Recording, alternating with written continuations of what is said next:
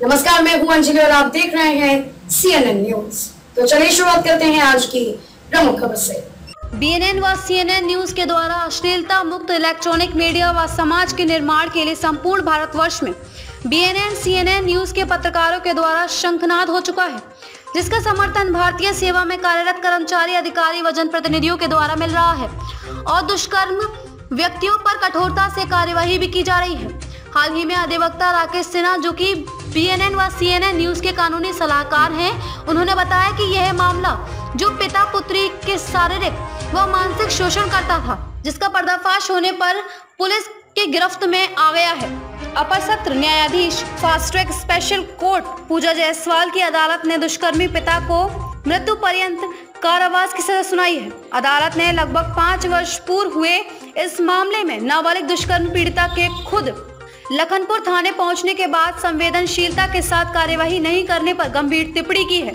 तत्कालीन लखनपुर थाना प्रभारी के खिलाफ कार्यवाही की अनुशंसा कर अदालत ने पुलिस अधीक्षक सरगोजा को निर्देशित किया है कि जिले के समस्त थाने में अनावश्यक दिशा निर्देश जारी करें कि महिलाओं और बालिकाओं से संबंधित लैंगिक अपराध में विशेष संवेदनशीलता के साथ जांच व कार्यवाही की जाए तथा अपराध कायमी के संबंध में दंड प्रक्रिया संहिता का कड़ाई से पालन कराया जाना सुनिश्चित किया जाए। नाबालिग बेटी से दुष्कर्म के मामले में आरोपित पिता को मृत्यु पर्यंत कारावास का सजा सुनाने के साथ ही अदालत ने कहा कि किसी भी नाबालिग के लिए उसके माता पिता ही सहारा एवं रक्षक होते हैं। ऐसे स्थिति में इस प्रकरण की पीड़िता पर विचार किया जाए तो उसकी माता उसे छोड़कर चली गई।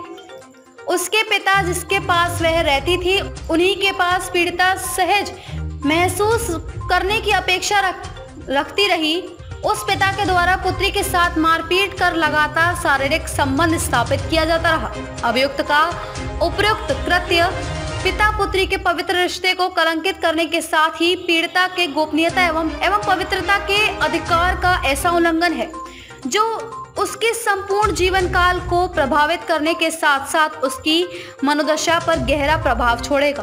बेटी से दुष्कर्म करने वाले आरोपित पिता के खिलाफ दुष्कर्म और लैंगिक अधिकारों से बालकों का संरक्षण अधिनियम की धाराओं के तहत अपराध पंजीबद्ध किया गया। अभियोजन की ओर से पैरवी अपर लोक अभियोजन हेमंत तिवारी व राकेश सिन्हा ने की। अदालत ने पीड़िता को नियमानुसार क्षतिपूर्ति राशि दिलाए जाने के भी आदेश दिए हैं। यह था मामला। अपर लोक अभियोजक हेमंत तिवारी व राकेश सिन्हा ने बताया कि पीड़िता की मां बचपन से ही उसे छोड़कर किसी दूसरे के साथ चली गई थी। पीड़िता अपने नाना नानी के घर में ही पिता के साथ रहती थी। आरोपित पिता ने ससुर की हत्या कर दी थी। लगभग 5 वर्षों तक वह जेल में रहा। जेल से बाहर निकलने के बाद वह बेटी और नानी के साथ रहता था। नानी सास की मौत के बाद आरोपित पिता की नीयत बेटी के प्रति खराब हो गई थी और उसने बेटी का ही शारीरिक शोषण करना शुरू कर दिया था। पीड़िता ने आखिरकार हिम्मत दिखाई और पिता की करतूत को सामने लाया। पुलिस ने नहीं दिखाई संवेदनशीलता। अपर लोक अभियोजक हेमंत तिवारी व राकेश सिन्हा ने बताया कि पीड़िता के साथ उसके पिता द्वारा 28 अक्टूबर 2016 के पूर्ण अपर लोक अभियोजक हेमंत तिवारी व राकेश सिन्हा ने बताया कि पीड़िता के साथ उसके पिता द्वारा 28 अक्टूबर 2016 के पूर्व शारीरिक शोषण किया जाता रहा है। पीड़िता किसी तरह पिता के चंगुल से छूटकर बड़े पिता के घर चली गई थी। वहां उसने आपबीती सुनाई तो पंचायत की बैठक में हवशी पिता ने पीड़िता को बेटी मानने से इनकार कर दिया था। पीड़िता अकेले लखनपुर थाने गई थी, लेकिन पुलिस ने उसकी रिपोर्ट दर्ज नहीं की। उसे बाल कल्याण समिति के पास भेज दिया गया।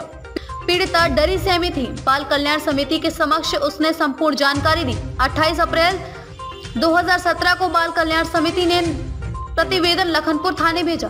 4 मई 2017 को प्रतिवेदन पुलिस को मिल भी गया, लेकिन 1 माह बाद बीते 8 जून 2017 को पुलिस ने दुष्कर्म और लैंगिक अपराधों से बालकों का संरक्षण अधिनियम की धाराओं में तहत मामला दर्ज कर लिया था। बाद में आरोपित की गिरफ्तारी हुई है।